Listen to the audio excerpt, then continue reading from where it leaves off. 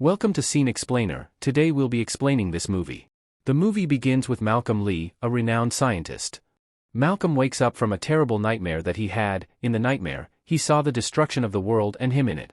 Malcolm walks out to the living room and saw his son, Kenta, inventing a night light. He then applauded him for the invention and commended him greatly, but just as he was leaving, he saw that Kenta used part of their home appliances for the invention. Malcolm then told Kenta to make sure he fixes them before he gets back. Misaki, who happens to be Kenta's nanny, went to the mall to get a Kaneko for Malcolm's children. Malcolm was on a call when Misaki stepped in. Malcolm then asked Misaki where she has been, and told her to look after his children, that he won't be back from the office anytime soon. Reika, on hearing this, was very sad. Malcolm then told her that it's only going to be a few days, but Reika wasn't having it, and she left in agony. Malcolm asked Misaki what she was carrying in the bag, and when Misaki brought it out, Malcolm immediately told her to get rid of it before he comes back. Then he left. As Malcolm left, Malcolm's children pleaded for them to keep the Kaneko. Misaki then told them that they can keep it for a while, but she'll take it away in the night. Protesters were all around Malcolm's car as he was on his way to the office. When he finally arrived at the office, his personal assistant briefed him on all the stats he should know about. Just before Malcolm entered inside his secret lab, he told his personal assistant not to let anyone inside. Then he walked in. When he walked in, he greeted his AI named Kokoro. Kokoro noticed something was wrong, and asked him what it is that he is scared of. Malcolm then told Kokoro that it's Judgment Day that he's so scared of. Malcolm further continued to tell Kokoro that it's humanity only hope, and it's the only entity that can save humanity from utter destruction by Skynet. Eiko in this scene is a renegade fighter from the future. Eiko stole Skynet's data and brought it to the Resistance. The Resistance immediately used the data to create a time machine, so they can send Eiko to the past to stop Skynet. As they were creating the machine, Skynet was simultaneously sending a Terminator to the past to kill Malcolm Lee. The Prophet came in and told Eiko that Skynet created a new timeline by sending a Terminator to the past, and Eiko can follow also, but they need to act fast before the window closes. Eiko then pulled off her clothes and walked into the time machine, and the Resistance activated it, but just before she traversed the time loop, a Terminator infiltrated their camp and killed everyone present. Eiko landed in the past after the incident and went in search for Malcolm Lee. Kenta was experimenting on Kaneko, but Reika kept on insisting he stops, that he's hurting it. In a bid to keep Kaneko away from Kenta, she took it, ran inside her room and locked the doors. Kenta then used a pin to pick Reika's door, but by the time they got in, she was already long gone. Kenta and Hiro then took their clothes and ran after her. Kokoro tells Malcolm that she knows he's afraid to bring her online, because he thinks if he does, she'll play a big role in the destruction of humanity. Malcolm then tells Kokoro that Skynet will come online tomorrow, and it will access humanity as an existential threat and launch nuclear rockets from military bases from both United States and Russia to destroy the world. Kokoro then asks Malcolm how he knows all this, and he told her that he has seen it in his dreams, and he believes they're true. Kokoro then suggested to him that maybe Skynet is right for wanting to destroy humankind. She explains this to him by showing him that all of human inventions had only been used as instruments of war and not to broker peace. Malcolm's assistant interrupts Malcolm with a call. She informed him that Misaki urgently needs to speak to him about his children. Misaki then told Malcolm that his children has gone missing. Malcolm instructs her to find them, because he has no time. He then asked her where she was, and left the office immediately. Eiko was on top of a building. When she saw Malcolm leaving, she then jumped down, stole a truck from a driver, and followed Malcolm with it.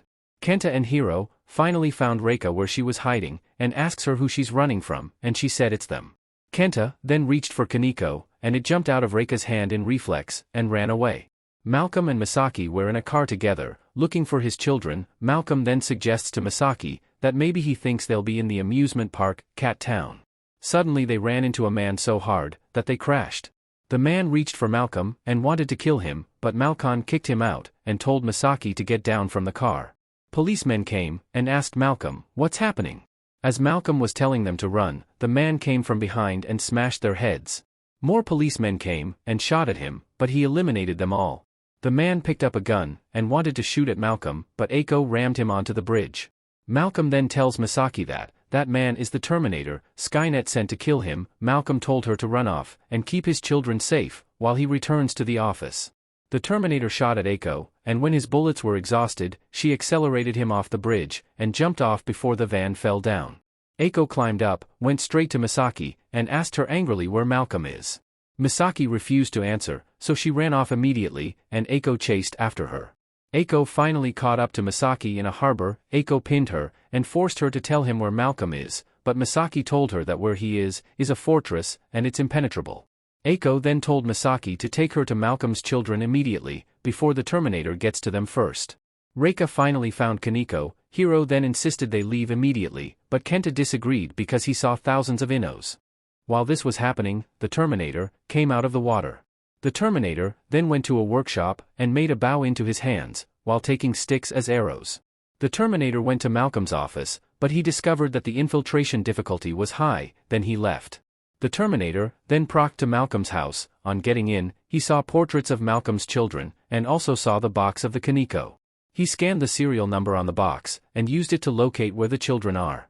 Kenta in this scene is seen experimenting on innos, while Reika remained adamant on going to Cat Town. As she was going, the Kaneko started malfunctioning and finally ran off. Reika then followed it immediately. Reika followed Kaneko closely, and when she finally caught up to it, it started malfunctioning again and took off. Reika was about to go after her, then the Terminator walked in. The Terminator reached to grab Reika, but she ducked immediately, and eventually ran off. Reika ran from the Terminator, but eventually got to a dead end, so she decided to hide. The Terminator chased after, and tried to trace where she was. Suddenly he heard Kenta screaming Reika's name. The Terminator traced the sound, and when he got to them, he grabbed Hiro by his neck, and slammed Kenta onto the wall. The Terminator was leaving with Hiro when Eiko came out from nowhere, and attacked the Terminator so hard, that he dropped Hiro. Eiko continued the attack by tossing flamethrowers at him, while Misaki garnered the children. Eiko was unrelentless, but she was no match for the Terminator. The Terminator evaluated her threat level, shot her in her leg, and further procced to find Malcolm's children. The Terminator was chasing after Misaki and the kids, then Reika fell down while running. The Terminator was about to reach for Reika, but Eiko started shooting him, and instructed Misaki to run with Kenta and Hiro, while she protects Reika. The Terminator then started attacking Eiko. She tried her best to deflect the attack, but he broke her leg. Eiko pinned the Terminator down, and told Reika to open the elevator doors. Reika tried her best, and when the door was finally open, Eiko shot the Terminator, and pushed him down. Eiko took Reika downstairs, and tried to steal a car, so they could use it to get to Malcolm, but the police showed up. Eiko began an assault on the policeman, and thereafter, stole the police car instead. As Eiko was about to drive off, the Terminator came outside and ran towards them, but they were able to narrowly evade him. Misaki took herself and the children to the police station, to report the situation. But while the chief police was interrogating Misaki, the Terminator infiltrated the building. As this was happening, Eiko took Reika inside a building, and mandated her to call Malcolm. The Terminator, disguised as a police office, and went to the inventory to steal some guns. The Terminator killed all the police officers on site. A police officer then rushed to protect Kenta and Hiro from him. The police office took them inside the office, and hid behind a desk. The Terminator shot the police in his shoulder, and on looking back, he saw other police officers. The Terminator exterminated all the officers brutally, and when he was about to shoot the police protecting the children, the chief police shot him from the back, which distracted him and gave them time to escape. The Terminator finally caught up to Hiro and grabbed him, but Misaki charged at him with a fire extinguisher. Misaki opened the extinguisher and sprayed it on him, but the Terminator grabbed her by the neck and pulled her hand so hard that it ripped off.